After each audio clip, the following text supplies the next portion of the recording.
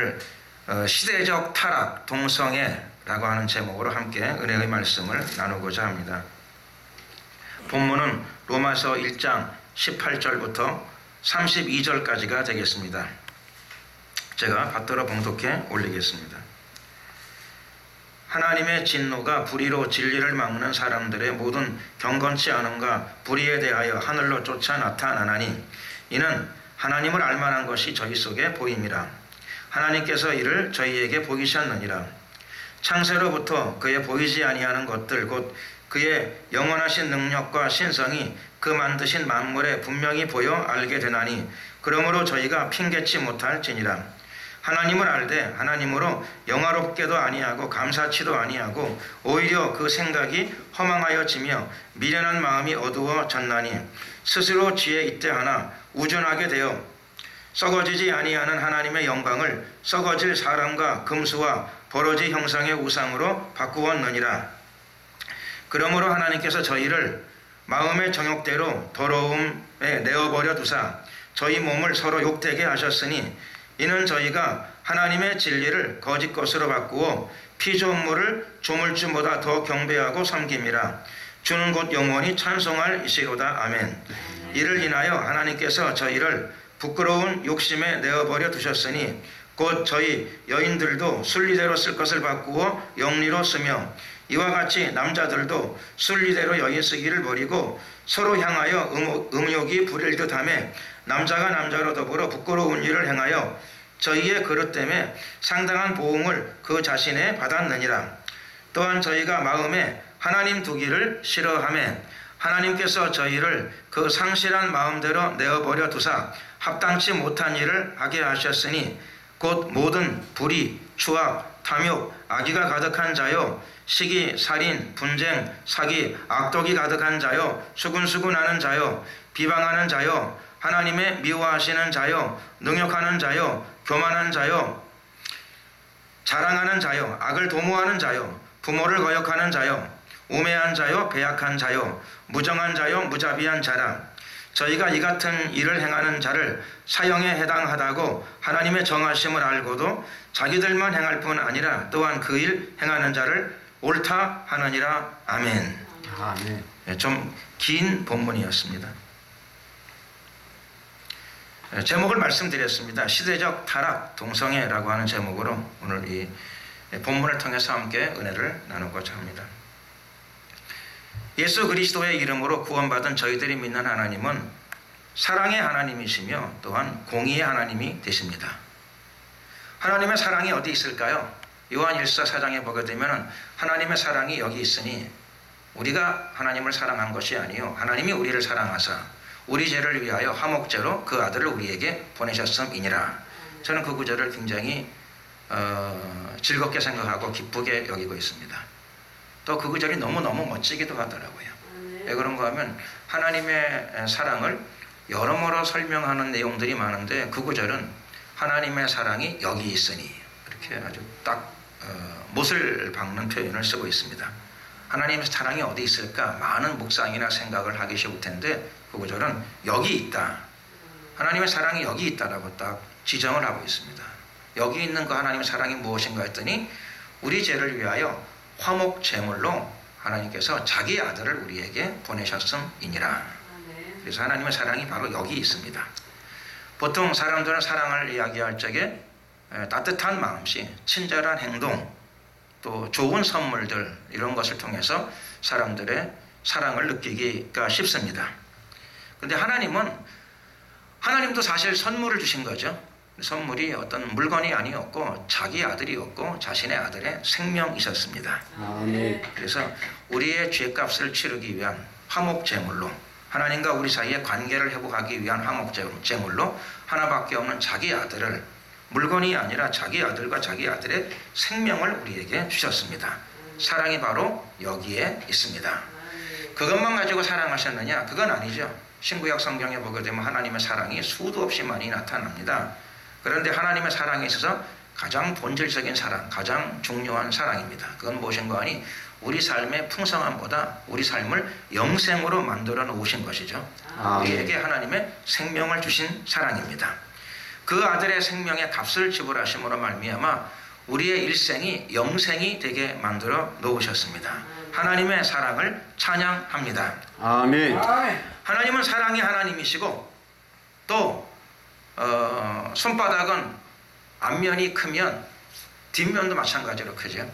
하나님의 사랑이 풍성한 것처럼 하나님의 또 공의가 아주 분명하고 또 아주 선명합니다. 하나님의 공의가 있기 때문에 공의가 있으면 반드시 징계와 심판이 따르게 되죠. 그래서 오늘 본문에는 하나님에게는 진노가 있다, 이렇게 하나님의 진노를 우리에게 표현하고 있습니다. 하나님의 진노. 그러므로 하나님의 진노는 엄히합니다. 하나님의 진노는 어떻게 나타나는가? 말씀드릴 것도 없이 모든 죄악에 대하여 하나님의 진노가 나타납니다.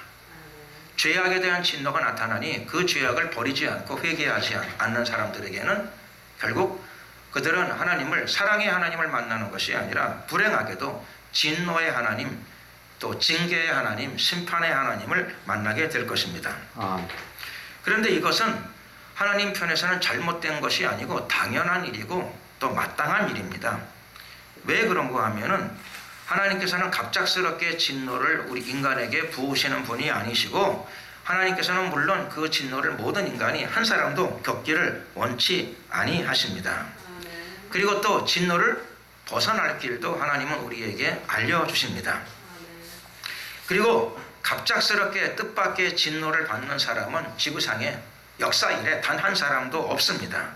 왜 그런가 하면 하나님을 알만한 것, 누가 그에게 성경 말씀을 전해주지 않는다 하더라도 어떤 깊은 도를 깨달은 사람이 그에게 와가지고 어떤 아름다운 말씀, 진리의 말씀을 전하지 않는다 하더라도 누구든지 하나님을 알만한 것이 그들에게 보이게 하셨다라고 성경은 오늘 우리에게 증거하고 있습니다.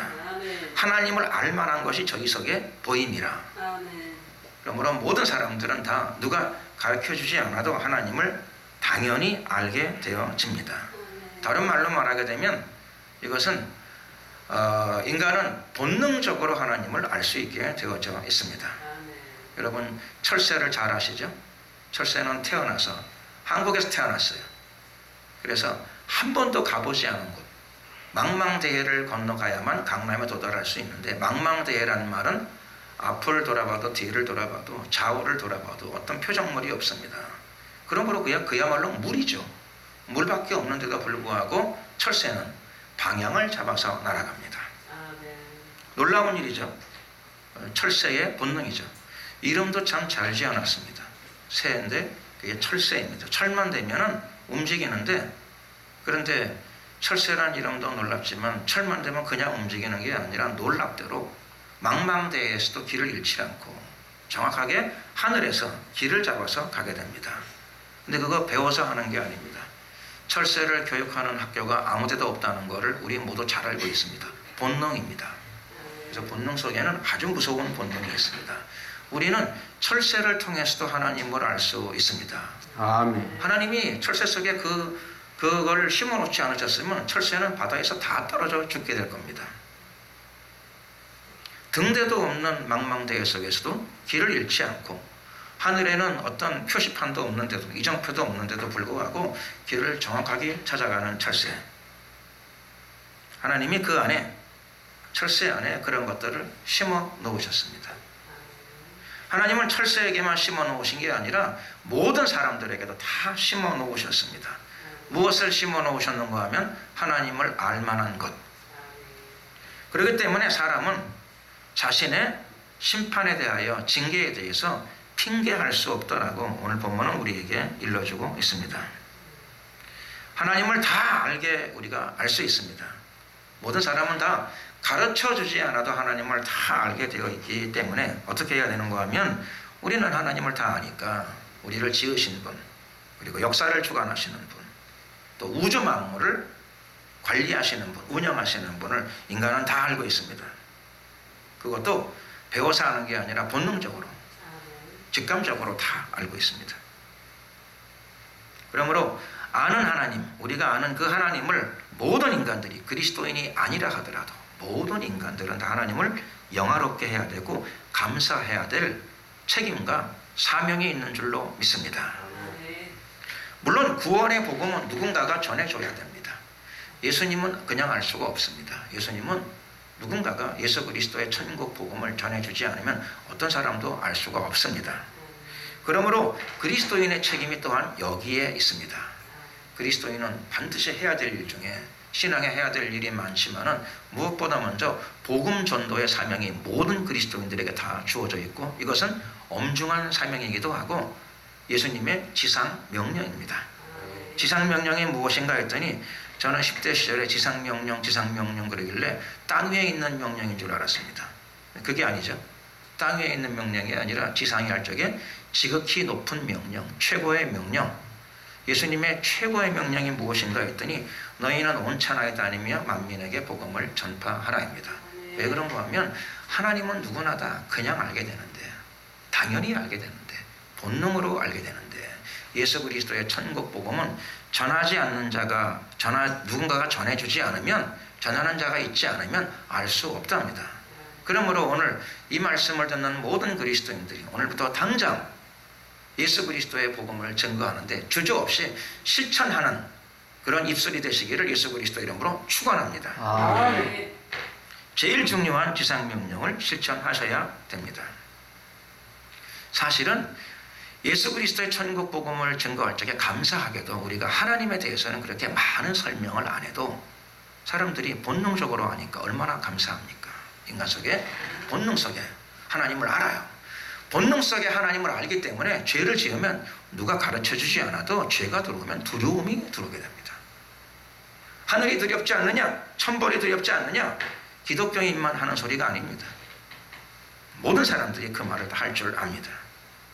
너는 큰일 났다. 넌 두려움을 많이 느끼게 될 거야. 그런 의미일 것입니다.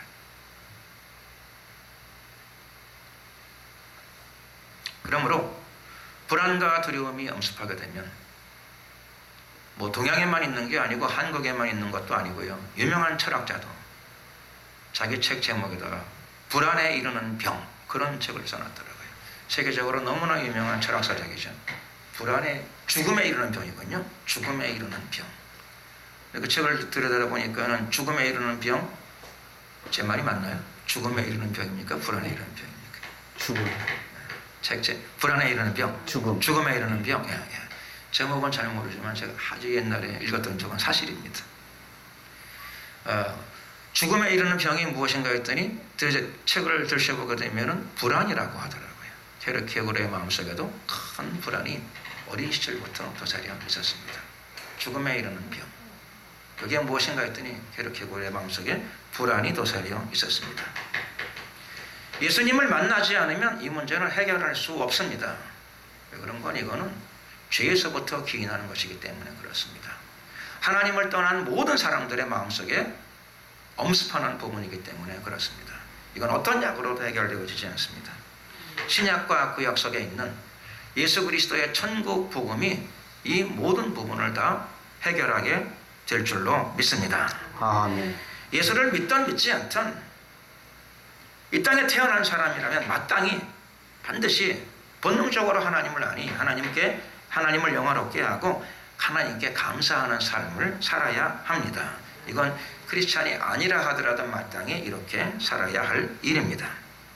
그러나 사람들은 하나님이 심어주신 이 귀한 본능을 저버리고 이 귀한 본능을 망각하고 저버리고 무시하고 어디로 가는가 하면은 썩어지지 아니하는 하나님의 영광을 어떻게 하는가 하면 바꿔 먹었다고 되어 있습니다. 바꿔버렸습니다. 바꿔 먹었다는 말은 다른 말로 말하게 되면 팔아먹었다는 뜻이죠. 팔아먹었습니다. 뭘로 팔아먹었느냐? 좀 놀랍기는 하지만은 썩어질 사람과 금수와 버러지의 형상의 우상으로 바꾸었다 되어 있습니다. 그러므로 우상 숭배하는 사람은 자신은 잘 모르지만 하나님이 이렇게 알려주십니다. 우상 숭배가 무엇인가 했더니 썩어지지 않은 하나님의 그 영광을 그걸 잊어버리고 팔아먹고 넘겨버리고 그리고 보이는 걸로 지금 바꿔치기 했습니다. 우상은 보이지 않는 하나님을 보이는 걸로 바꿔먹은 것입니다. 그러므로 아무리 어떤 마음으로 우상을 섬기든 간에 다 우상 숭배하는 경우들은 회개해야 됩니다. 예수를 안 믿는다 하더라도 그분은 회개하셔야 합니다. 왜 그런가 하니 지금도 모든 사람들의 마음속에 하나님의 본능이 들어있기 때문에 그렇습니다. 하나님은 하나님을 알게 하는 본능뿐만 아니라 성경에 가게 되면 또 하나 다른 본능이 또 있죠. 그것이 무엇인가 하니 영혼을 사모하는 마음을 주셨느니라. 하나님도 알고 영혼을 그들은 사랑해요. 그들이 누구냐 하면 모든 사람들입니다. 예수를 안 믿는다 하더라도, 넌 크리스찬이라 하더라도, 어떤 종교를 갖든, 심지어는 무신론자라 하더라도 예배 없이 무신론자까지도 다 하나님을 알고 있고 본능적으로 하나님을 인식하고 있습니다. 그리고 우상 숭배하는 사람은 사실상 자기의 양심을 누르고 하는 거죠. 하나님 보이지 않는 하나님이 계시는 것을 알고 있는데도 보이는 것으로 지금 바꿔먹었기 때문입니다. 우상 숭배가 이루어지게 되면 오늘 로마서 1장의 말씀에 가게 되면 나타나는 현상이 있습니다. 이것은 필연적인 현상입니다.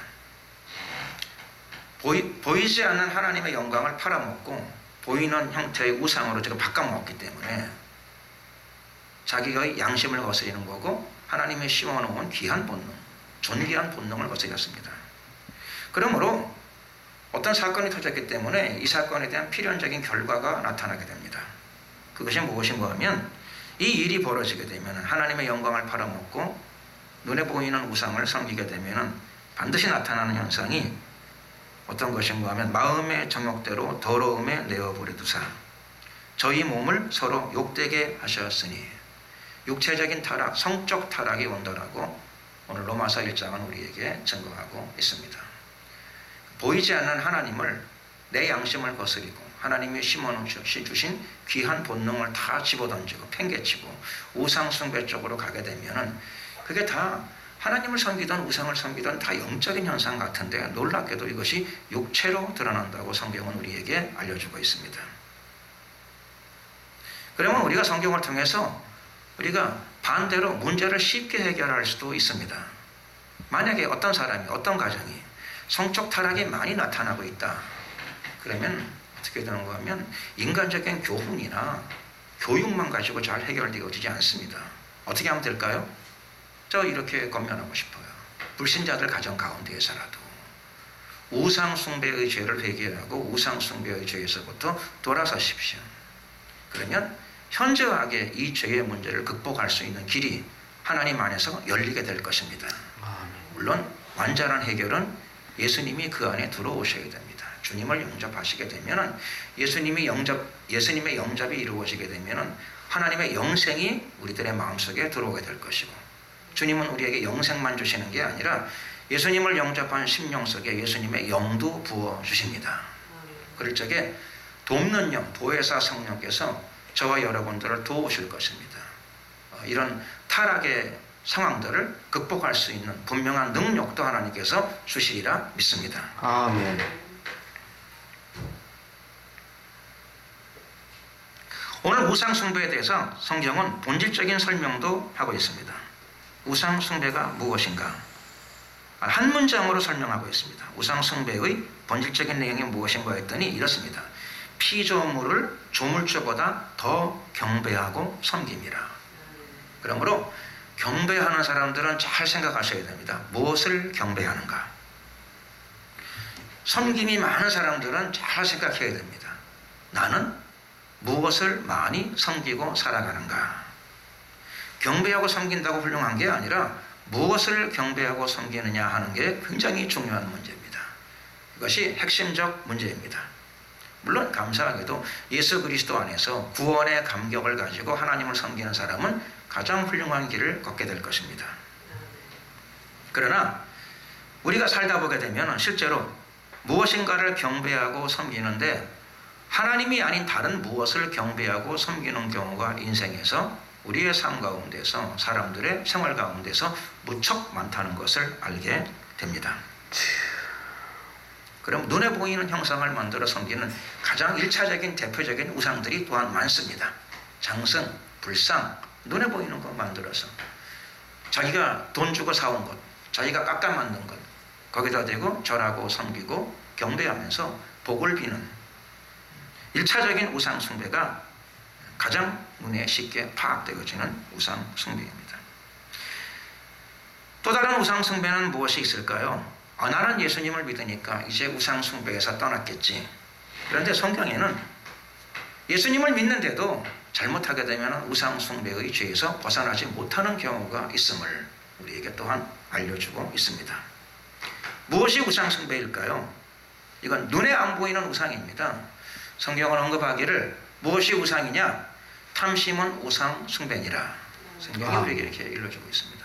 그러므로 예수 믿는 사람들은 반드시 탐심을 버려나가는 과정을 걸어야 될 줄로 믿습니다. 예수를 믿는데 마음속에 탐심을 가지면 두 주인을 섬기는 것이 되고 말 것입니다. 그리고 이것이 성경은 바로 우상 숭배라고 언급하고 있습니다. 예수님을 믿었으면 성령의 도우심 가운데 자기 마음을 깎아 나가야 될 것입니다. 마음의 할례. 무엇을 할례할 것인가? 가장 근본적으로 탐심을 할례하는 과정을 겪어 나가야 될 것입니다. 그러면 예수를 믿지만 이제 본격적으로 우상 숭배의 죄에서부터 벗어나는 길로 저와 여러분이 들어가게 될 줄로 믿습니다. 탐심만이 우상 숭배일까요? 그렇지 않습니다. 또 다른 것이 있습니다. 이것은 무엇인가 하니 사랑을 많이 하다 보면 우상 숭배에 빠질 수 있습니다. 그러므로 사랑도 조심해야 됩니다. 무엇을 사랑하면요? 많지만 그중 하나 대표적인 것 하나만 오늘 말씀드릴 것 같으면 돈을 사랑함이 일만하게 뿌리가 되나니 이것을 사모하는 자들이 많은 근심으로 자기를 찔렀도다. 물론 돈이 많으면 나는 돈을 더 사모하지 않을 터인데, 그런데 저는 그렇게 많은 돈을 안 가져갔지만 돈을 많이 가져도 또 생긴다고 합니다. 저는 체험을 안 해봐서 잘 모르겠지만 그럴 것 같습니다. 만족, 눈에 보이는 어떤 것으로 만족하기는 어려운 일입니다. 그래서 성경은 돈을 사랑함이 1만 가지 악의 뿌리, 악의 근원이란 말이죠. 악의 근원입니다. 그러므로 오늘 이 말씀을 듣는 저와 여러분의 마음 가운데 돈을 사모하는 마음, 사랑하는 마음이 있으면 자수하여 강명을 찾으시고 마음을 잘라내야 될 줄로 믿습니다. 아멘. 돈 없이는 못 사는데요. 물론 돈은 필요합니다. 그런데 저와 여러분이 섬기는 하나님은 영과 혼과 육의 세계를 모두 다스리시는 분이십니다. 돈이 없어도 참새는 굶어 죽지 않습니다. 아멘. 은행에 잔고가 없어도 제비는 굶어 죽지 않습니다. 예수님께서 우리에게 아주 현실적인 문제를 언급하고 계십니다. 너희는 날아가는 참새나 들풀보다 더욱 귀하지 아니하냐. 그 말씀은 하늘에 계신 하나님은 지금도 살아계시고 21세기에 지금도 새나 들풀보다 더 아름다운 옷을 우리에게 입힐 것이며 또 참새나 제비가 먹는 것보다 더 좋은 일용할 양식을 우리에게 주시는 분이시다라고 확언하고 계시는 줄로 믿습니다. 아멘. 돈보다 능력 많으신 하나님을 신뢰하고 믿고 따라가면 물질의 세계에 대한 문제도 하나님이 다 열어주실 줄로 믿습니다. 아멘. 예수님 기도도 이렇게 하라고 말씀하시죠. 10년치만 주시면, 물질을 10년치만 주시면 더 텀을 안 내겠습니다. 이런 거 하지 말고 일용할 양식을 달라고 우리에게 기도를 가르쳐 주셨습니다. 아멘. 하루막을 양식이 있으면 사실 설교하는 저 자신도 자신이 별로 없습니다. 하루치만 있으면, 일용할 양식만 있으면 그것만 구해도 된다고 가르쳐 주셨습니다. 무리하게 많은 욕심 내지 않으면 아마 틀림없이 하나님께서 우리 영혼의 풍성함을 베풀어 주실 줄로 믿습니다. 아멘. 함께 노력하셨으면 좋겠습니다. 아멘. 일용할 양식만 있으면 만족하고 기쁨 가운데 주님을 사모하는 마음을 가지고 하나님이 맡겨주신 사명의 길로 열심히 달려갈 적에 영과 혼과 심지어 육의 분야에 있어서의 풍성함도 하나님께서 더욱더 가득히 부어 주실 줄로 믿습니다. 아멘. 우상은 이것으로 끝나지 않습니다. 또 다른 우상들이 무엇이 있을까요? 아마 많이 있을 거라고 생각되어집니다. 하나 더 말씀드리자면은 정욕 같은 거죠. 마음의 정욕, 육체의 정욕. 마음의 정욕, 육체의 정욕. 이거 예수 믿은 사람은 제거를 할 수 있어요. 제거를 할 수 있는데 문제는 무엇인가 하면 제거해가지고 끝나지 않는다는 거죠. 그 다음날 일어나면 또 오더라고요. 그래서 그거를 기도로 제거는 성공을 했는데 그 다음날 일어나면 또 오더라고요. 하루에 한 번씩만 오면 참 좋을 텐데 한 번만 오질 않고 두 번, 세 번 올 때도 있습니다. 그러므로 이 정욕과의 싸움은 대단히 중요한 싸움입니다. 끝없이 주님 오시는 날까지 이 영적 전쟁에서 반드시 그리스도인들이 승리해야 합니다. 근데 이거 승리할 수 있느냐? 누구나 다 원하는데 이게 쉽지 않은 것 같습니다. 그래서 자기 힘으로 이것과 싸워서 이기는 장사가 없다는 걸 우리가 꼭 기억해야 합니다. 예수님께서 감사하게도 이 정욕에 대한 죄의 문제를 이미 십자가 위에서 해결해 주셨습니다. 그러므로 일단은 감사하셔야 됩니다. 화목 제물 되신 주님께서 정욕으로 인한 죄의 문제, 죄의 대가까지 예수님께서 이미 해결해 주셨으니 우선 감사를 하고 볼 일입니다. 두 번째로는 예수님께서는 이것으로 끝나지 않고 우리의 삶 가운데 승리하는 삶, 정욕만 극복하는 것이 아니라 죄와 싸워 승리하면서 이 땅 가운데서 하나님의 영광을, 주님을 따르는 그리스도인들이 드러내기를 원하고 계십니다. 그럼 어떻게 하면 되느냐 하는 건데 주님이 도와주시겠다고 말씀하십니다. 저는 이미 말씀드렸습니다. 성령의 또 다른 별명은 또 다른 보혜사입니다. 예수님이 지금 하시지 않는 일을 예수님의 영, 성령께서 이미 우리 안에 들어와 계시는 줄로 믿습니다. 그러므로 기도하는 자들이, 쉬지 않고 기도하는 자들이 이미 우리 안에, 구말리 장천에 계신 하나님이 아니라 내 안에 계신 성령께서 내 안에서 도와주시니 기도하는 자들이 승리하게 될 줄로 믿습니다. 깨어 기도하는 자들만이 반드시 이 문제를 극복하고 하나님의 영광을 매일같이 드러내게 될 줄로 믿습니다. 그럼에도 불구하고 이 세상 가운데에서는 육체의 싸움에서 패해서 서로 자기의 몸을 더럽히는 경우들이 많이 발생하고 그 다음에는 그것뿐만 아니라 이 죄, 음행의 죄는 가속화되어져서 다음 단계로 또 진행하는 것이 실질적인 현실의 모습들이라고 우리에게 성경이 알려주고 있습니다. 그러면 다음 단계로 만약 예수님 안에서, 성령 안에서 이 문제를 극복하고 처리하지 못하면 다음 단계로 이것이 진행되어집니다. 다음 단계가 무엇일까요? 성경은 이렇게 설명하고 있습니다.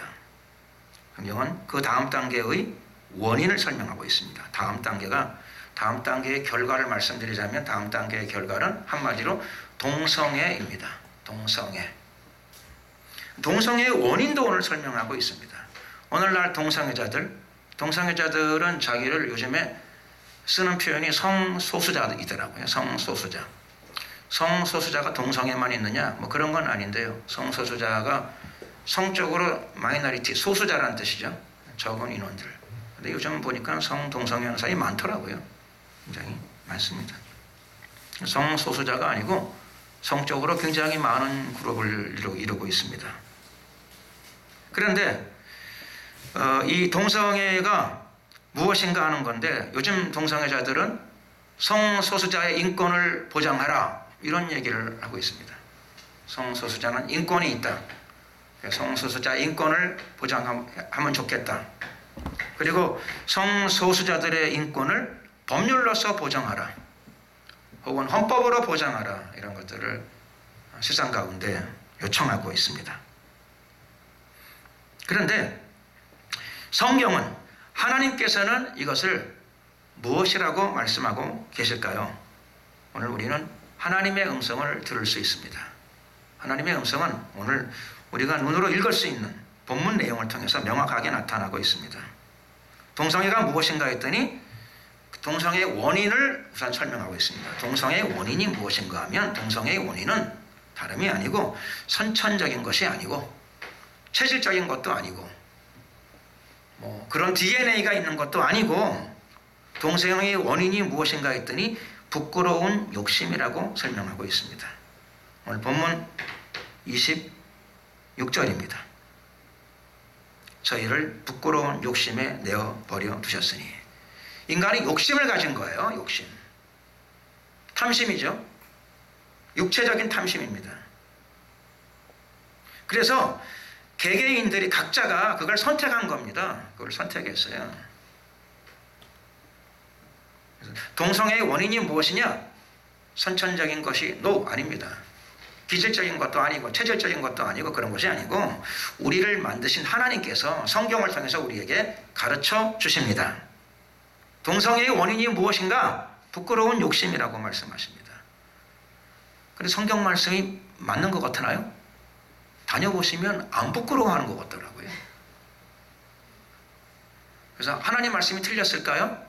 아닙니다. 이제 원래는 부끄러운 욕심인데 이게 뭐 너무 다반사로 이루어지다 보니까 수치심을 잃어버리는 거죠. 원래는 부끄러움이 많은 사람인데 세월이 지나야 부끄러움을 잊어버리는 경우들이 있고 심지어는 당당해지는 경우도 있어요. 어떤 행동에 대해서요. 뭐 물론 그래야 될 거라면 괜찮은데 동성애는 절대 그런 게 아니라는 거죠. 그러므로 동성애에서 어떤 해방의 길을 우리가 하나님 말씀을 통해서 알 수 있습니다.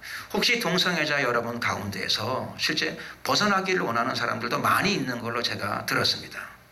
잘 안 되니까 어쩔 수 없다. 이건 운명이다. 그런데 제가 첫 단추를 오늘 알려드리고자 합니다. 이건 제가 잘 알아서 그런 게 아니고 하나님 말씀을 제가 그냥 그대로 좀 전해드리고자 합니다.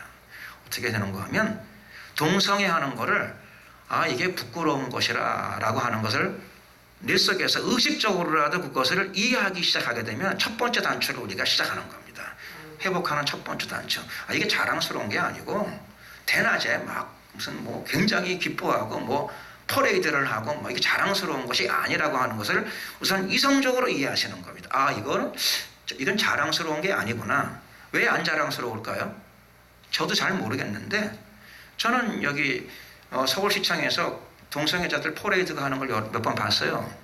저도 그걸 몇 번 보니까 내 머리에 세뇌가 되더라고요. 저게 뭐 사람이 떳떳이 여기게 되면 떳떳이 여길 수도 있는 건가? 그런 생각. 보니까 그렇게 되더라고요. 그러니까 보는 걸 믿으면 안 됩니다. 절대로 본 걸 믿지 마시고 뭘 믿어야 되는가 하면 우리를 지으신 하나님의 말씀을 믿어야 됩니다. 왜 그런가 하면 하나님의 말씀은 사실을 넘어갑니다. 하나님의 말씀은 사실이 아니고 진리입니다. 우리를 만드신 분이 우리에게 말씀하시는 겁니다. 뭐라고 말씀하시는 거 아니? 그것은 원래 부끄러운 욕심 때문에 일어난 일이다. 근데 안 부끄러우면 어떡하느냐 하는 건데 그럼 우선 하나님이 부끄러운 거라고 하셨기 때문에 부끄러움을 회복하셔야 돼. 이게 부끄러운 것이로구나. 이런 인식을 갖기 시작하셔야 됩니다. 그러다 보게 되면 한 단계 한 단계 하나님의 말씀을 통해서 마음을 바꾸는 노력을 하시다 보게 되면 하나님께서 반드시 그분에게 예수 그리스도를 통한 구원의 축복도 주시리라고 믿습니다. 그 억지로 믿으려고 잘 안 되잖아요. 예수님을 믿고 싶은데 잘 안 된다고 하는 경우들이 많더라고요. 믿어지지가 않는다 그러더라고요. 근데 오늘처럼 이렇게 하나님 말씀을 자꾸 듣다 보게 되면 믿음을 제가 드릴 수는 없습니다. 뭐 설교를 잘해가지고 믿음을 줄 수 있으면 저는 목에 뭐 피가 좀 난다 하더라도 하겠습니다만은 그런데 사람이 믿음을 줄 수는 없습니다. 아무리 뭐 훌륭한 설교자라 하더라도 사람이 사람에게 믿음을 줄 수 있는 것은 아닙니다. 다만 예수님의 말씀, 복음을 전할 수는 있어요. 그런데 복음을 듣다 보게 되면 믿음은 하나님이 주시는 겁니다. 성경에 믿음이 어떻게 형성되어지느냐? 믿음은 들음에서 난다. 뭘 듣느냐? 예수 그리스도의 말씀을 들으면 듣다가 보게 되면 예수님의 말씀을 한 번 듣고 두 번 듣고 자꾸 듣다가 보게 되면 하나님이 여러분들의 마음 가운데도 믿어지는 믿음, 정말로 예수님을 나의 구세주로 영접 아니할 수 없는 그 믿음, 그건 선물입니다. 아들을 주신 하나님께서 왜 믿음을 선물로 아니 주시겠습니까? 오늘 여러분들에게도 더욱더 큰 구원과 확신을 주실 줄로 믿습니다. 네.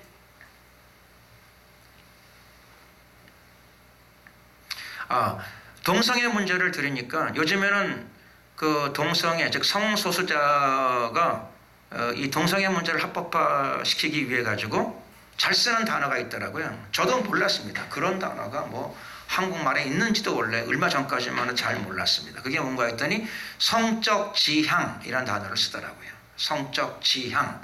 그게 뭐 글에 나와 있길래 이게 뭔지 잘 몰랐습니다. 성적 지향을 차별하지 맙시다.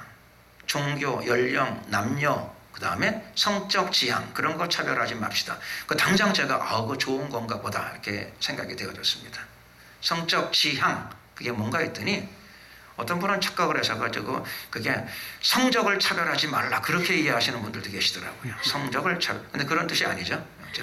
약간 제가 우스갯소리 비슷한 걸 한 것도 있습니다만은 실제로도 그렇게 생각하는 사람들도 제가 들어봤기 때문에 그렇습니다. 그런 게 아니고 성적 지향 차별 금지란 말은 내가 성적인 욕구와 대상을 누구를 삼든 또는 무엇을 삼든 법이나 사람들이 간섭하지 말아라. 그리고 그것이 드러난다 하더라도 그것 때문에 차별을 하지 말아라. 관여하지 말고 차별하지 말고 법으로 문제 삼지 말아라.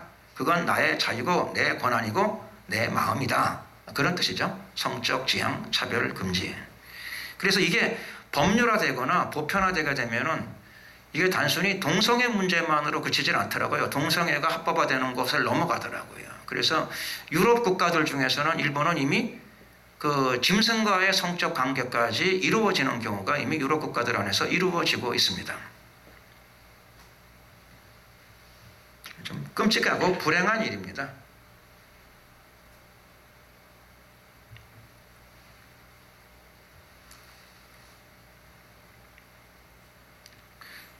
뭐 안 부끄러우신다 그러게 되면은 좀 생각하셔야 됩니다. 이게 원래 하나님께서 이게 원래 부끄러운 거라고 말씀하셨기 때문에 그렇습니다. 그러니까 안 부끄럽고 당당하다 이렇게 생각되시는 분들이 계시거든요. 마음을 조금 교정을 시작하게 되면 틀림없습니다. 하나님이 도와주십니다. 마음의 변화를 주시고 또 온전한 회복 믿음도 주실 것입니다. 이 동성애의 출발에 대해서 다시 성경은 부연 설명을 하고 있습니다. 동성애가 무엇인가? 원인이죠. 원인. 동성애의 원인.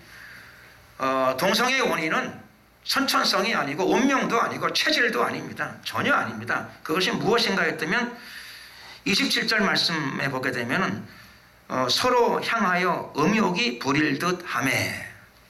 동성애의 원인은 성경은 아주 명확합니다. 간단합니다. 그게 음욕인데 다만 서로를 향하여 음욕이 부릴 듯 하매. 불타는 것 같은 음욕이라고 합니다. 본질이 다른 게 아닙니다. 남녀 간의 성적 이탈하고 같아요. 본질이 같습니다. 그냥 음욕이랍니다. 음욕. 근데 음욕이 부릴 듯 하니까 남녀 관계에서까지 해결이 잘 안 되는 거죠. 그럼 넘어가는 겁니다. 넘어가는 거. 남녀 관계도 넘어가는 거죠.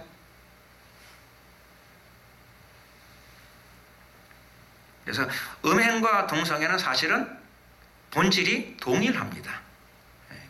간음과 동성애는 본질이 같습니다. 간음을 왜 하죠? 음욕 때문에 하는 거 아니겠습니까? 동성애를 왜 하는가 했더니 성경의 가르침은 하나님의 말씀은 그것도 똑같이 음욕 때문이라고 말씀하고 계십니다. 다만 동성애 문제는 수식어가 좀 붙어있죠. 서로를 향하여 음욕이 부릴 듯 하매. 굉장히 강렬하다는 거죠. 음욕이 강렬합니다. 강렬하다는 말은 잘 제어가 안 된다는 뜻이겠죠. 강렬하니까 잘 제어가 안 되고 잘 절제가 안 되고 자기가 자기 통제가 잘 안 된다는 뜻일 겁니다. 그러니 겪는 사람 입장에서는 그것이 운명처럼 느껴질 수 있겠습니다. 겪는 사람 입장에서는 운명처럼 느껴질 수 있겠지만 근데 하나님께서는 그게 운명이 아니라고 말씀하십니다. 서로를 향하여 음욕이 불과 같이 일어나는데 그걸 어떻게 끄겠습니까? 그게 어렵죠. 어렵습니다. 어떻게 해야 되는가? 예수님은 우리에게 첫 번째로 구원을 주시고 성령을 통하여 돕는 영, 예수님의 영을 보내주셔서 영으로 이 문제를 해결해 주시겠다고 우리에게 말씀하십니다. 그래서 마음의 할례도 시켜주시고 성령의 도우심을 힘입는 사람, 구하는 자들에게 하나님의 특별한 축복과 선물이 주어질 것입니다. 예수님 말씀하시고 약속하셨습니다. 구하라 주실 것이요 찾으라 찾을 것이요 문을 두드리라 그리하면 너희에게 열릴 것이니. 이 문제는 성령을 주신다는 것이 1차적인 주님의 뜻이고요. 그리고 이 가운데에서는 반드시 동성애의 문제 해결도 예외가 아닌 줄로 믿습니다. 구하고 찾고 두드리는 자에게 예수님께서는 구원을 먼저 주시고 또 성령을 통하여 신앙생활 가운데 성령의 충만을 통하여 불타는 이 음욕, 불일듯이 일어나는 이 음욕의 문제도 성령께서 함께 다스려 주실 줄로 믿습니다. 그 축복이 이 땅에 있는 모든 성소수자 여러분들에게 임하기를 예수 그리스도의 이름으로 축원합니다. 아멘. 만약에 이 문제가 해결이 안 되면 불행하지만은 성경은 이렇게 설명하고 있습니다. 이것을 예수님 안에서 성령 안에서 하나님이 도와주시겠다는데 그 도움을 받고 기쁨으로 이 과정 가운데 들어가지 않게 되면 저희의 그릇 때문에 상당한 보응을 그 자신에 받았느니라. 하나님의 보응이 있다고 말씀하십니다. 보응이 드러난 것도 많죠. 명백하게 객관적으로 드러난 것. 소돔과 고모라에 내린 보응을 우리가 잘 알고 있습니다. 오늘날의 보응은 무엇이 있을까요? 제가 설명드리지 않아도 잘 알 수 있는 것이 에이즈와 같은 것이고 특별히 남성 동성애자를 통해서 유포 속도가 굉장히 빠르다고 들었습니다. 그리고 또 의학적으로도 동성애를 장기간 하시게 되게 되면은 평균 수명이 보통 사람들보다 짧아진다고 합니다. 이 모든 것들이 성경이 미리 우리에게 알려주신 이런 내용들의 한 부분들이라고 할 수 있을 것입니다. 오늘 본문은 길지만 시간이 다 되었으니까 저는 오늘 이것으로 말씀을 마치고자 합니다. 우리가 예수님 안에 들어오게 되면 하나님은 첫 번째 선물, 영생, 하나님의 생명을 예수님을 통해서 우리에게 주실 것입니다. 그것으로 그치지 않고 이 시대적인 문제죠. 법률을 자신을 변화시키지 않고 이 세상에 있는 법률과 도덕을 지금 고치려고 하고 있습니다. 그렇지 않습니다.